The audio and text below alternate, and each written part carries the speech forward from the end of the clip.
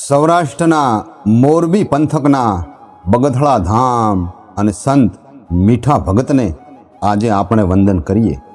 કડવા પટેલ પરિવારમાં સંમત 1846માં વનાળિયા ગામે સંત મીઠા ભગતનો જન્મ થયેલ.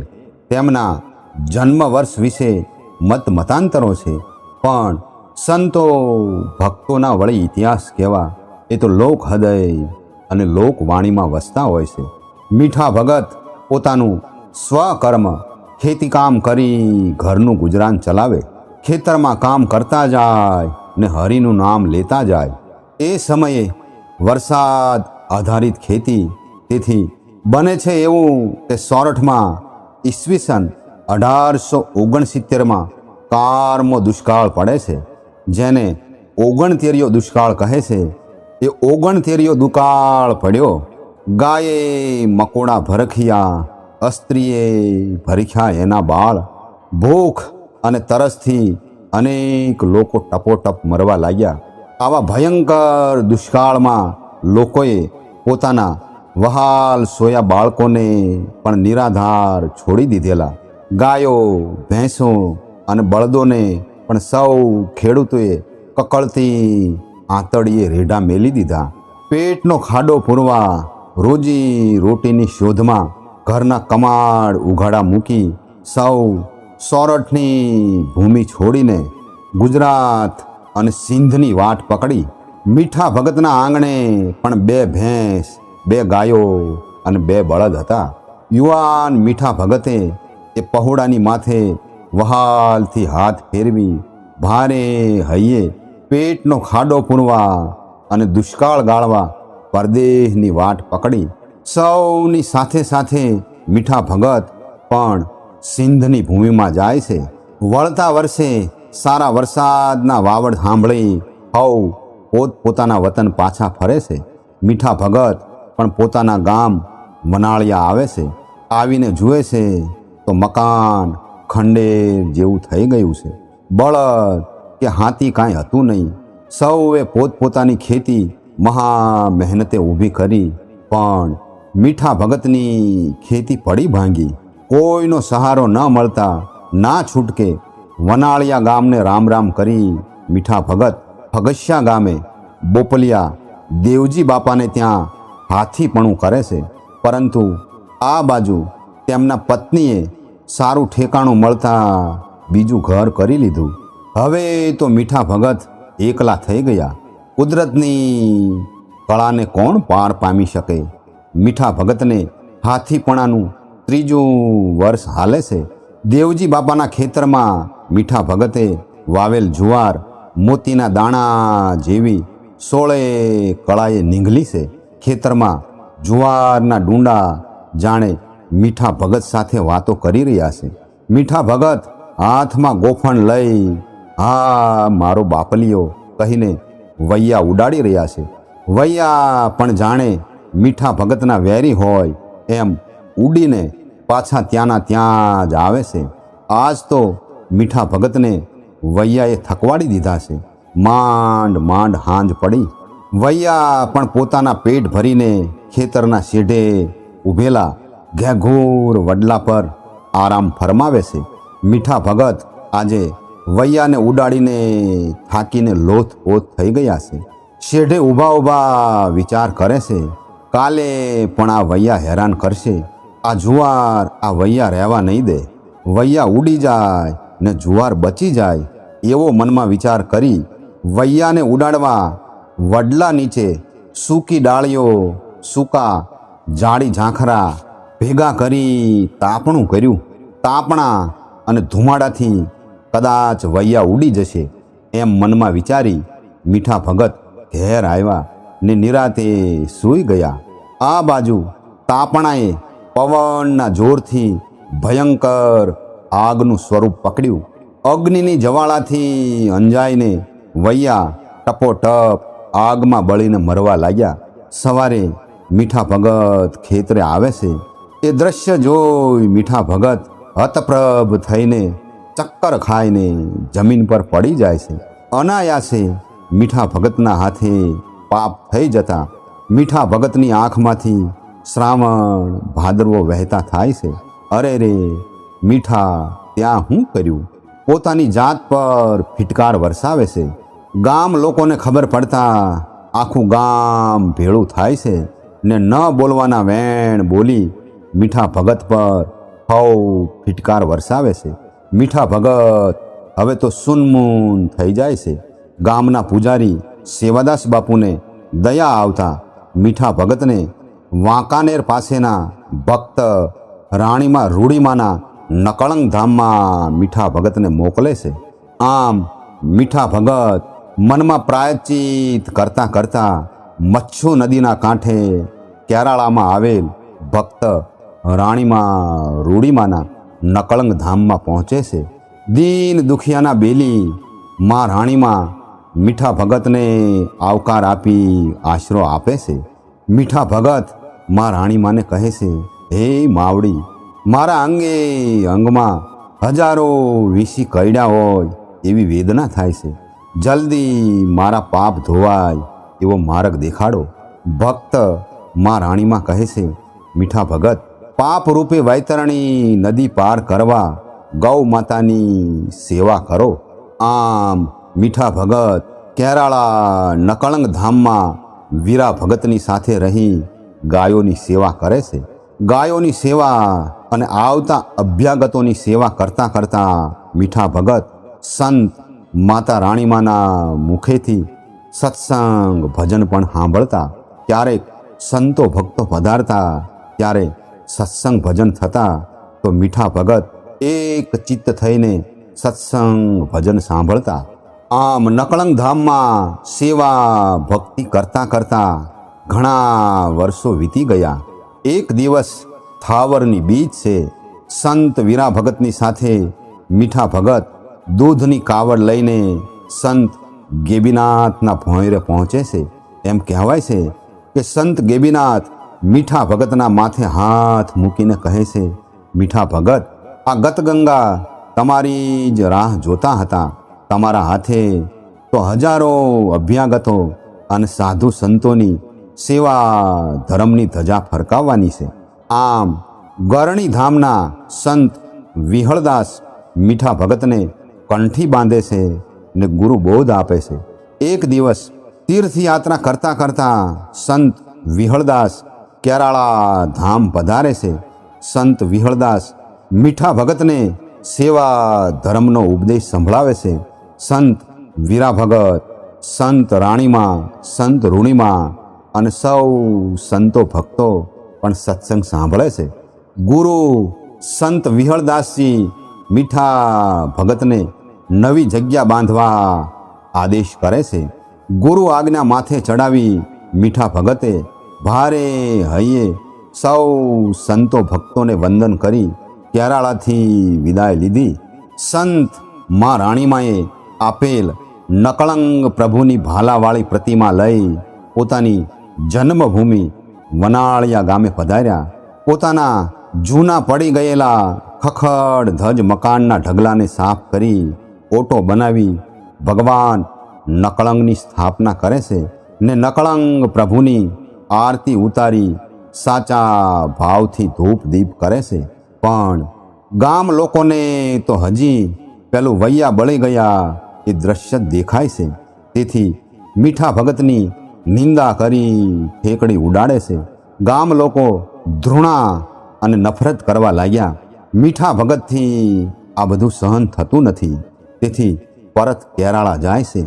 સંત માં રાણીમાં સાંત્વના આપે છે અને કહે છે, હશે મીઠા ભગત, લોકો તો બોલે પણ આપણે આપણું કામ કરીએ. અલગ ધણી હવ હારાવાના કરશે. આમ થોડા દિવસો કેરાળા ધામમાં પસાર થાય છે. એક દિવસ સવારમાં સંત રાણીમાં મીઠા ભગતને બોલાવી ઠાકરની પ્રતિમા આપી બગથળા ગામે જવા આગ્રહ કરે છે. સંત રાણીમાં કહે છે, મીઠા ભગત, બગથળા ગામે સંત મહિદાસના બેસણા છે. ગામ આખું દયાળુ અને ભક્તિભાવવાળું છે. પણ મીઠા ભગતનું મન માનતું નથી. ક્ષણવાર મૌન રહી સંત રાણીમાં કહે છે, મીઠા ભગત, જાઓ ગામના દરવાજેથી દાખલ થતા નહીં, પણ ગામના ગોંદરેથી તમે જજો, અને ગામના ગોંદરેથી બીજી આવી જ પ્રતિમા મળે તો માનજો કે રાણીમાના ઠાકર તમારા ભેળા છે. પરવાળેથી દાખલ થજો, અને જ્યાં ખેસમાંથી મૂર્તિ સરીને નીચે પડે ત્યાં બેસણા કરજો. મૂર્તિ પર કોરીની ઢગલી થશે. જાઓ ભગત જાઓ, મારો ઠાકર તમારી હારે છે. આમ બગથળા ગામના ગોંદરેથી પ્રતિમા મળે છે. સાંજનો સમય છે. ગોંદરેથી ચાલતા હાલ જ્યાં મંદિર છે ત્યાં પહોંચતા જાડી પછેડીમાંથી ઘોડાવાળી પ્રતિમાઓ સરીને નીચે પડે છે, અને ઉપર કોરીની ઢગલી થાય છે. અને સંત મીઠા ભગત ભાવ વિભોર થઈ આનંદમાં આવી ભગવાન નકળંગની સ્થાપના કરે છે. વિક્રમ સંવત 1880ના મહાસુદ પાંચમ એટલે કે વસંત પંચમીના દિવસે ભગવાન નકળંગ બગથળા ગામે બિરાજે છે. સંત મીઠા ભગતે અલખની ધૂણી ધખાવી. એ સમયે પણ દુષ્કાળ ચાલી રહ્યો છે, છતાં સંત મીઠા ભગત અને નકળંગ પ્રભુની કૃપાથી સૌને સુખડીનો પ્રસાદ પીરસાય છે. એક દિવસ ગામના એક ખેડૂતના એક દીકરાને સાપ કરડવાથી એનું મૃત્યુ થાય છે. સંત મીઠા ભગત પણ એ ખેડૂત શામજીભાઈના ઘેર આવે છે. દીકરાની માતા અને સૌ સ્નેહીજનો હૈયા ફાટ રુદન કરે છે. મૃતદેહને સ્નાન વિધિ કરાવી આખરી વિદાયના વસ્ત્રો પહેરાવતા હતા. સંતો તો કરુણામય હોય છે. સંત મીઠા ભગત ઘડામાંથી ચોખ્ખા પાણીનો લોટો મગાવે છે. ગામના સૌ સાધુ સંતોને બોલાવે છે. સૌ સાધુ સંતોની હાજરીમાં એ ખેડૂતના દીકરાના મુખમાં પાણી રેડે છે. નકળંગ ભગવાન એના ભક્તની લાજ રાખે છે, અને બધાના આશ્ચર્ય વચ્ચે એ ખેડૂતનો દીકરો સૌજી આળસ મરડીને બેઠો થાય છે. ત્યારબાદ એમ કહેવાય છે કે સૌજી ભગત જીવન પર્યત મંદિરમાં ટેલિયા તરીકે સેવા ભક્તિ કરે છે. એક બીજી લોકકથા મુજબ સૌજી ભગતના ગુરુ સંત કાનડગીરી હતા, અને ગુરુ આજ્ઞાથી સંત મીઠા ભગતની જગ્યામાં સેવા ભક્તિ કરે છે. લોકવાયકા મુજબ એક વખત મોરબીના રાજા પૃથ્વીરાજજી બગથળાના ઠાકરની પરીક્ષા કરવા તેમના રખાત ગાયિકા પ્રવીણા સાથે બગથળા પધારે છે. નકળંગ ભગવાનના દર્શન કરી નાળિયેર અને પડો મૂકી રાજા ભગત પાસે બેસી અને કહે છે કે મીઠા ભગત, આ પ્રવીણાના નાકની નથ ખોવાઈ ગઈ છે. એ નથ શોધી આપો તો જ તમે સાચા ભગત, નહીં તો તમે ઢોંગ ધતિંગ કરો છો એમ માની રાજ તમને સજા કરશે. રાજહટ પાસે નમતું જોખી ભગત રાજાને તેમની સાથે લાવેલ શ્રીફળ વધેરવાનું કહે છે. શ્રીફળ વધેરતા જ તેમાંથી પાણી વગરનો ગોટો નીકળે છે. એ શ્રીફળના ગોટાને સૂડી વડે કાપતા તેમાંથી નથ નીકળે છે. રાજા અને પ્રવીણા ભગતના ચરણોમાં વંદન કરી માફી માગે છે. એક નગરશેઠના દીકરાને પણ ભગત સજીવન કરે છે. માળિયાના ખૂંખાર ડાકુઓ સુખડીનો પ્રસાદ આરોગી ડાકુપણું છોડી દેશે. મહંત તુલસીદાસ મહારાજની 500 ઉપરાંત સાધુઓની જમાતને સુખડીનો પ્રસાદ જમાડી પરચા પૂરે છે. આમ નકળંગ પ્રભુ ઠાકરના પ્રતાપે સંત મીઠા ભગત આવતા અભ્યાગતો અને સાધુ સંતોને વધાવે છે. તેથી સોરઠના સીમાડા વટાવી બગથળા ધામની ખ્યાતિ દેશ પરદેશમાં પહોંચે છે. દીન દુખિયાના બેલી માનવ સેવા એ જ પ્રભુ સેવા, અને જીવ માત્ર પ્રત્યે કરુણા વહાવનાર અને અનેક ભાવિક ભક્તોને સેવા ધર્મનો સાચો માર્ગ દેખાડનાર સંત મીઠા ભગતે સંમત 1919માં 73 વર્ષની ઉંમરે સમાધિ લીધી અને ભગવાનમાં ભળી ગયા. માનવ સેવા એ જ પ્રભુ સેવા, અને સત ધર્મની ધજાને ફરકતી રાખનાર પરમ સંત મીઠા ભગતને આજે આપણે ભાવથી વંદન કરીએ. આ સત ધર્મની જગ્યામાં સવજી ભગત, મૂળજી ભગત, ધનજી ભગત, ભીમા ભગત, પ્રાગજી ભગત જેવા સંતોએ અવિરત સેવા ભક્તિનું ઝરણું સદાય વહેતું રાખ્યું. હાલમાં સંત દામજી ભગત આ જગ્યાના મહંત છે. સંત દામજી ભગતની વાત કરીએ તો દામજી ભગતનું મન સંસારમાં લાગતું નહોતું. તેથી વૈરાગની વાટ પકડી તીર્થયાત્રા કરતાં કરતાં સ્વામી સચ્ચિદાનંદના દંતાલી આશ્રમે પહોંચે છે. યુવાન દામજી ભગતે સ્વામી સચ્ચિદાનંદને પ્રણામ કરી ચરણ સ્પર્શ કર્યા. સ્વામીજી કહે, આવો ભાઈ, ક્યાંથી પધારો છો? મોરબીની બાજુમાં ભાવપર ગામથી આવું છું બાપુ. જ્ઞાતિએ કડવા પટેલ ને મારું નામ દામજી છે. બાપુ, મારી ઈચ્છા એવી છે કે તમારા આશ્રમમાં રહી સેવા ભક્તિ કરવી છે. ક્ષણભર મૌન રહી સ્વામીજી બોલ્યા, અરે ભાઈ, તું તો ભણેણ ગણેન યુવાન છે, કાંઈક નોકરી ધંધો કરો. દામજી ભગત કહે, બાપુ, મારું મન નોકરી ધંધામાં નથી લાગતું. મારે તો પ્રભુ ભક્તિ કરવી છે. સ્વામીજી કહે છે, સંસાર નથી માંડવો? દામજી ભગત કહે, ના ગુરુજી, મારે સંસાર નથી માંડવો. મારે તો આજીવન તમારા ચરણોમાં રહી પ્રભુ ભક્તિ કરવી છે. સ્વામીજીએ યુવાન દામજી ભગતના નિશ્ચયને પારખી લીધો, પણ થોડીવાર મૌન રહી પછી ધીમેથી બોલ્યા, માફ કરજે બેટા, પણ હું યુવાનોને દીક્ષા આપતો નથી, પણ તમે આશ્રમમાં થોડા દિવસો રહી શકો છો. યુવાન દામજી ભગતની આંખોમાં જળજળિયા આવી ગયા. આમ દામજી ભગત આશ્રમમાં રહી સેવા ચાકરી કરે છે. દામજી ભગતની સેવા ભક્તિ અને વૈરાગ પ્રત્યે નિષ્ઠા જોઈ એક દિવસ સ્વામી સચ્ચિદાનંદ દામજી ભગતના માથે હાથ મૂકી અને કહે છે, દામજી, સ્વામી દયાનંદ નામ તમને ગમશે? દામજી ભગતની આંખમાંથી આનંદના અશ્રુ સરી પડ્યા. ગુરુ સ્વામી સચ્ચિદાનંદનો પ્રેમ ભર્યો હાથ દામજી ભગતના માથે ફરતો હતો. દામજી ભગતના કપાળે તિલક કરી વિધિવત દીક્ષા આપી. સ્વામી દયાનંદ નામ આપ્યું. આમ સંત દયાનંદ આશ્રમમાં જ રહી સેવા ભક્તિ કરે છે. એકાદ વર્ષ બાદ ગુરુજીએ આજ્ઞા કરતા તીર્થયાત્રાએ પ્રસ્થાન કર્યું. સમગ્ર ભારતભરના તીર્થોની યાત્રા કરી 7 વર્ષ આશ્રમમાં રહ્યા. ત્યારબાદ ગુરુ આજ્ઞા થતાં બગથળા ધામ પધાર્યા. સંત સ્વામી દયાનંદ બગથળા પાસેના ગામના હોવાથી સૌ પ્રેમથી તેમને દામજી ભગત કહીને સંબોધતા. આમ બગથળા ધામમાં સેવા યજ્ઞનો આરંભ કર્યો.